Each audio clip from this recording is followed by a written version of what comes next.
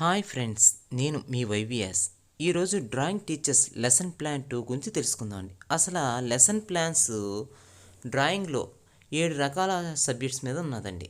అందులో మొదటిది objective drawing మీద కొవ్వొత్తు గురించి చెప్పుకున్నామండి. ఇప్పుడు రెండవది మెమోరియల్ డ్రాయింగ్లో ఇల్లు గురించి చెప్పుకుందామండి. అది కూడా మన వైవిఎస్ ఛానల్లో. Welcome to my channel.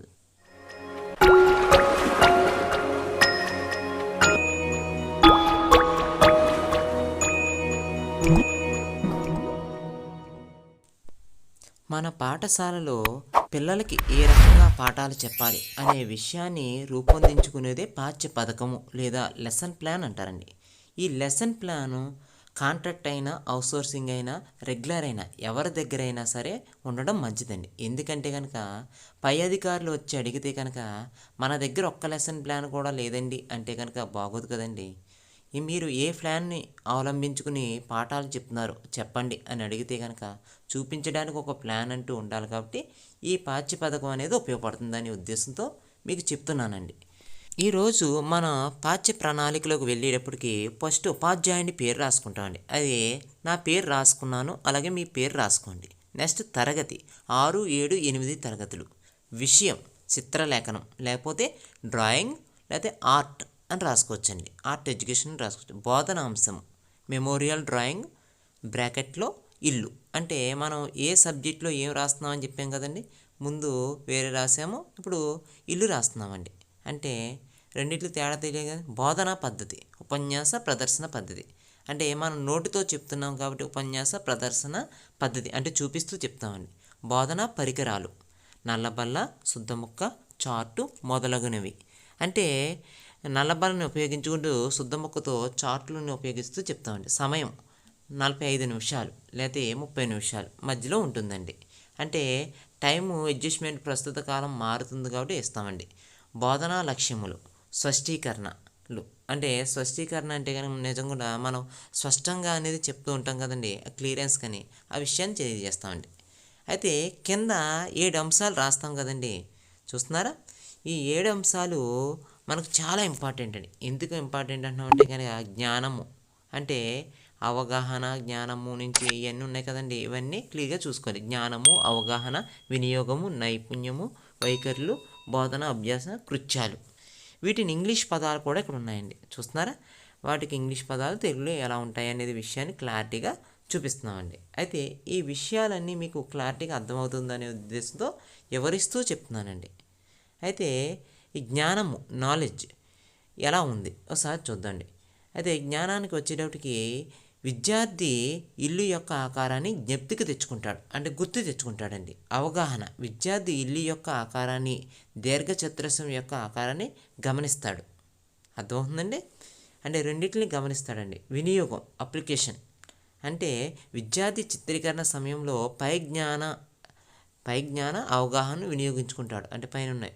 నైపుణ్యం స్కిల్ విద్యార్థి చిత్రకళ నైపుణ్యం అభివృద్ధి అగును, మెమోరియల్ డ్రాయింగ్లో సామర్థ్యం పెరుగును.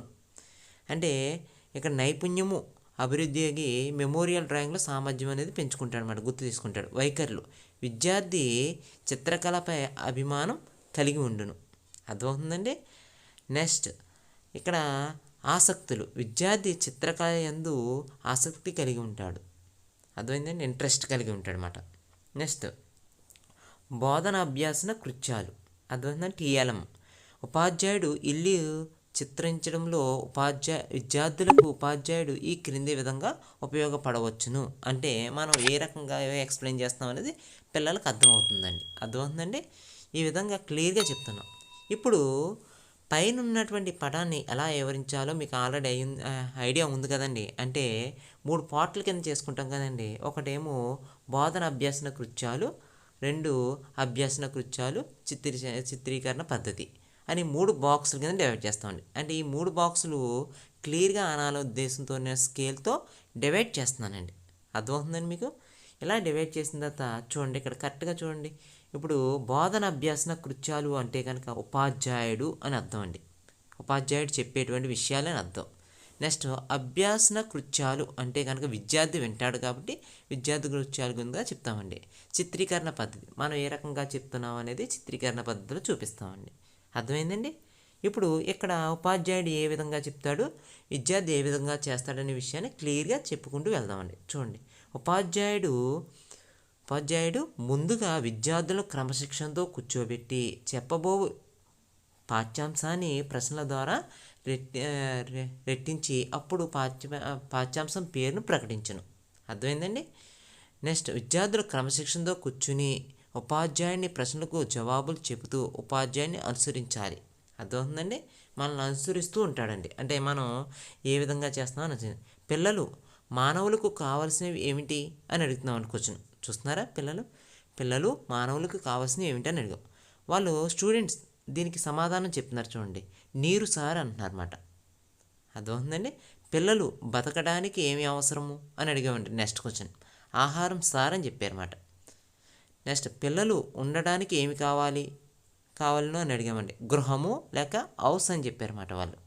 అయితే అది చెప్పేటప్పటికి ఓకే అంటే ఇక్కడ మనకి అర్థమైంది కదా, ఆన్సర్ అనేది వచ్చింది. కాబట్టి ఇప్పుడు పిల్లల దగ్గర నుంచి ఆన్సర్ వచ్చింది కాబట్టి గృహం అని చెప్పారు, కాబట్టి హౌస్ అని చెప్పారు, కాబట్టి మనకి అనుకున్న ఆన్సర్ రప్పించాం. కాబట్టి ఇక్కడ ఆ క్వశ్చన్కి తగ్గ ఆన్సర్ వచ్చింది. కాబట్టి పిల్లలు వెరీ గుడ్. ఈరోజు మనం చెప్పుకోబోయే పాఠ్యాంశం పేరు మెమోరియల్ డ్రాయింగ్లో హౌస్ అంటే ఇల్లు గురించి అని చెప్తామండి. విద్యార్థులు తమ బుక్ మీద అలాగే సార్ అంటారు. తర్వాత బోర్డు మీద మెమోరియల్ డ్రాయింగ్ ఇల్లు అని రాస్తారు. మనం రాసిన తర్వాత విద్యార్థులు ఏం చేస్తారంటే తమ బుక్ మీద ఇల్లు అని రాస్తారండి. అయితే మనం చిత్రీకరణ పద్ధతి అంటే నల్ల బోర్డు మీద ఇల్లు గృహము అని రాస్తామండి. అర్థమైందండి. ఈ విధంగా రాసిన తర్వాత ఇక కిందకు వచ్చేటప్పటికి చూడండి, అంటే 4 స్టెప్స్లో ఎలా క్లారిటీ చేస్తున్నామో చూద్దామండి. ఇది నెక్స్ట్, ఉపాధ్యాయుడు విద్యార్థులకు డ్రాయింగ్ బుక్ మీద అందంగా బార్డర్ గీయించి తర్వాత అంటే నీట్గా బార్డర్ గీస్తేనే బొమ్మలు బాగుంటాయండి. అందువల్ల బార్డర్ గీస్తామండి ఎట్టి పరిస్థితిలోని. తరువాత చూస్తున్నారా, బోర్డుపై చిత్రసాకారమును దానిపై త్రిభుజమును చిత్రించును. చూస్తున్నారా, చిత్రసాకారమును త్రిభుజమును చిత్రించును.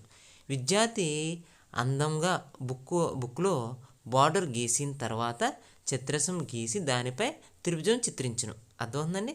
ఒక త్రిభుజాన్ని గీస్తున్నాడు, అలాగే చిత్రసాన్ని గీస్తున్నాడు మరి. ఉపాధ్యాయుడు బోర్డుపై ఉన్న చిత్రసంపై త్రిభుజాన్ని గీసి దాని పక్కన పెద్దగా బార్డర్లు చిత్రించును. అర్థమవుతుందండి. కొద్ది లైన్స్ పెంచినంట. అంటే విద్యార్థి ఉపాధ్యాయుడిని అనుకరిస్తూ తన పుస్తకంలో చిత్రస్రమును నిర్మించి దానిపై త్రిభుజమును నిర్మించి పక్క బార్డర్లను చిత్రించును. అంటే పక్కకి లైన్స్ ఉన్నాయి కదండి, ఆ లైన్స్ని పొడిగిస్తాడనమాట. అంటే మనకు క్లారిటీ అంతదని చూపిస్తున్నానండి. ఉపాధ్యాయుడు ఇల్లు యొక్క ఆకారాన్ని చిత్రించి పై మెరుగులు దిద్దును. అర్థమవుతుందండి. ఉపాధ్యాయుడు ఇల్లు యొక్క ఆకారాన్ని చిత్రించి పై మెరుగులు దిద్దుతాడండి. విద్యార్థి ఉపాధ్యాయుడిని అనుసరిస్తూ ఇల్లు బొమ్మను పూర్తిగా మెరుగులతో చిత్రించును. అర్థమైందండి. అంటే ఇల్లు ఆకారం ఎలా వస్తుంది అనేది క్లియర్గా చూపించేసామాట. ఉపాధ్యాయుడు బోర్డు మీద ఇల్లు బొమ్మకు అవసరమైన గీతలను ఉంచి అనవసరమైన గీతలను తీసివేసి ఇల్లు యొక్క తుది మెరుగులు వెలుగు నీడలతో చిత్రించి తర్వాత ఇల్లు బొమ్మకు రంగులు వేసి చూపించవచ్చును. అర్థమైందండి. విద్యార్థి ఉపాధ్యాయుడు వేసిన విధంగా కానీ ఇల్లు యొక్క బొమ్మను అర్థమవుతుందండి, ఇల్లు యొక్క బొమ్మను పూర్తి చేసి అంటే విద్యను కానీ అన్నాం కదా. విద్య అంటే మనం ఇల్లు యొక్క విద్యను చెప్తున్నాం కదండి, ఆ విద్య గురించి చెప్తున్నాం అన్నమాట. ఇల్లు యొక్క బొమ్మను పూర్తి చేసి దానికి వెలుగు నీడలతో చిత్రించును. అర్థమవుతుందండి. అంటే పక్కన ఉన్నటువంటి వెలుగు నీడలు అనేవి కనిపిస్తున్నాయి కదండి, అన్నిటితో చిత్రిస్తాడనమాట. ఇప్పుడు మూల్యాంకనము అంటే మనం పిల్లల్ని కొన్ని క్వశ్చన్స్ అడుగుతున్నాం. అంటే ఎటువంటి అంటే కనుక పిల్లలకి అర్థమైందా అర్థం అవ్వలేదా అనే విషయాన్ని తెలుసుకోవడం కోసం ఈ క్వశ్చన్స్ అడుగుతామన్నమాట. ఇల్లుకి దీర్ఘచతురస్రానికి తేడా ఏమిటని అడుగుతున్నామన్నమాట. అర్థమైందండి. ఇల్లుకి దీర్ఘచతురస్రానికి తేడా ఏమిటని అడుగుతున్నాం. అలాగే రెండో క్వశ్చన్, ఇల్లు ఏ రంగులో ఉంటుంది అంటే వాళ్ళకి కలర్స్ తెలుస్తాయి కదండి పిల్లలకి, ఏ రంగులో ఉంటుంది ఏంటన్నది వాటి గురించి అడుగుతామన్నమాట. నెక్స్ట్, మీరు ఇల్లు ఏ రకంగా ఉపయోగించుకుంటున్నారో చెప్పండి అన్నమాట. అంటే పిల్లలు ఏ రకంగా ఉపయోగించుకుంటున్నారు అనే విషయం గురించి అడుగుతున్నమాట. ఈ విధంగా పిల్లల యొక్క అభిప్రాయాన్ని బట్టి అక్కడ తెలుస్తుందన్నమాట ఏ రకంగా ఉంది ఎలా ఉంటుంది అనే విషయం కోసం ఈ ఇల్లు వాళ్ళ అభిప్రాయాలు చెప్తారన్నమాట. నెక్స్ట్, ఇంటి పని హోంవర్క్ నియోజనం అంటారండి.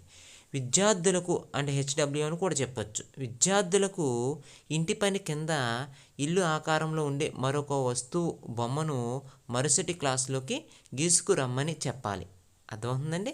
ఇలా హోంవర్క్ ఇచ్చి వాళ్ళని నెక్స్ట్ క్లాస్లోకి తీసుకురామని చెప్పాలండి. అంటే ఈ నెక్స్ట్ క్లాస్లో వచ్చేటప్పటికి పిల్లలు ఈ ఇల్లు బొమ్మ ఎలా గీయాలా అనే ఒక ఐడియాతో నీట్గా గీసుకుని వస్తారండి. అర్థమైందిగా ఫ్రెండ్స్? ఈ విధంగా మనం లెసన్ ప్లాన్ని చాలా ఈజీ మెథడ్లో చేసుకున్న తర్వాత పిల్లలకి ఇలాగా పెన్సిల్ షేడింగ్తో ఉన్న హౌస్ బొమ్మను కానీ అదే ఇల్లు బొమ్మను కానీ ఇలాగా లేకపోతే ఈ ఇల్లుని బొమ్మను బట్టి ఇంకో బొమ్మను తయారు చేయమంటే కనుక వాళ్ళు ఈ రకంగా చూపించుకుని వస్తారన్నమాట.